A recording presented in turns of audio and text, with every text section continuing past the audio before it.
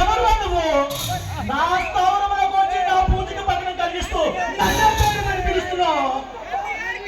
Inspector Vijay, నీ పూజలకే కాదురా, నీ అరాచకాలకు కూడా అడ్డు తగులుతా.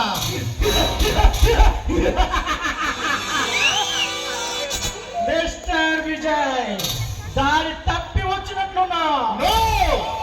దారి తెలుసుకొని వచ్చా. అయితే ఇప్పటి వరకు నా అవసరం రాజకీయ దగ్గరగా వచ్చింది అనుకున్నాను. ఇక నుండి మీ పోలీసులు కూడా నా అవసరం వచ్చిందన్నమాట. నేను వచ్చింది సహాయం కోసం కాదురా, అవినీతి రాజకీయ నాయకులు నా వీరులతో చేతులు కలిపి మహాసభలు పెట్టి అమాయకులైన ఈ ప్రజలు నీ మాయలో పడేసి ప్రతిసారి ఆ వీరులను గెలిపించడానికి నీవు చేస్తున్న ప్రయత్నాలు ఆపమని హెచ్చరించడానికి వచ్చా.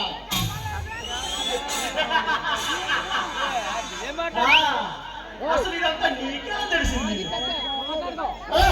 చదువు సంఖ్యలో నీకే ఎన్ని తెలివితేటలుంటే గొప్ప గొప్ప చదువులు చదువుకొని ఇన్స్పెక్టర్ నాకెన్ని తెలివితేటలు ఉండాలరా. అయినా నీ గురించే కాదు, నీ చరిత్ర మొత్తం నాకు తెలుసు. నీ అసలు పేరు సర్దార్. 100 సంవత్సరాల క్రితం ఈ జనం నుండి దూరంగా పారిపోయి ఎక్కడో కొండలో క్షుద్ర పూజలు చేసుకుంటూ ఆత్రాగా అవతారం ఎత్తావు. ఇక తెలియాల్సిందల్లా ఒక్కటే, నువ్వు ఇదంతా దేనికి చేస్తున్నావు, ఎవరి కోసం చేస్తున్నావు త్వరలోనే తెలుసుకుంటా. అది తెలిసిన రోజే నిన్ను కట్టకట్టాల వెనక్కి పంపించి నిన్ను ఊరికమ్మ ఎక్కిస్తా. నాకు ఊరా, నాకు ఊరా.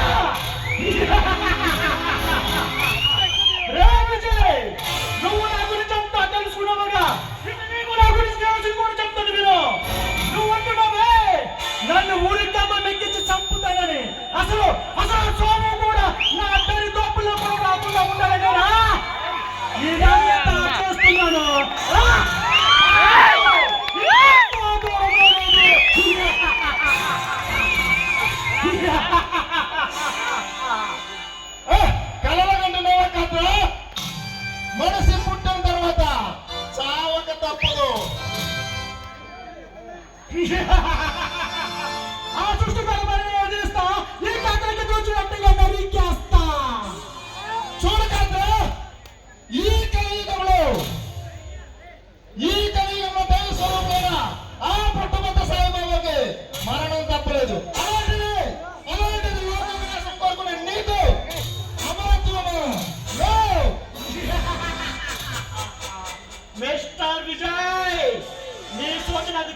కాదు.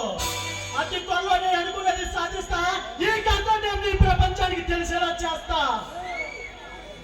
అలాగైతే ఈ లోపు నువ్వు నీ తత్తులు చేస్తున్న ఆలోచనలు ఈ ప్రజల ముందు పెట్టా.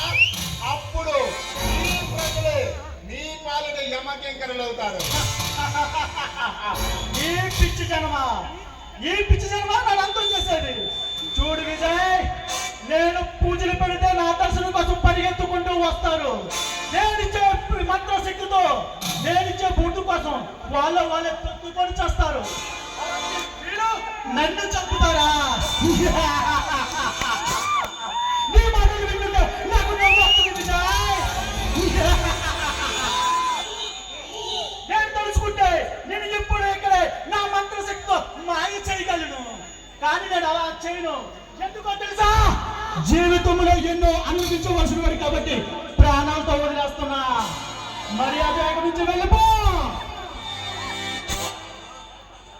వెళ్తాను, కానీ ఒక్క విషయం గుర్తుపెట్టుకో. నీ దగ్గర ఉన్న నీలాంటి దుష్టశక్తి అంతమొందించడానికి దైవ శక్తి అనేది ఒకటి ఉందని గుర్తుపెట్టుకో. అరే పిచ్చివాడా, ఇప్పుడు నాకున్న శక్తుల ముందు నీ దైవ శక్తి దేనికి పనికి రాదురా. ఆనాడు రావణాసురుడు కూడా నన్ను ఎప్పుడు ఏమి చేయడం జరిగాడు, కానీ చివరకు రాముడి చేతిలో ఓడిపోయాడు.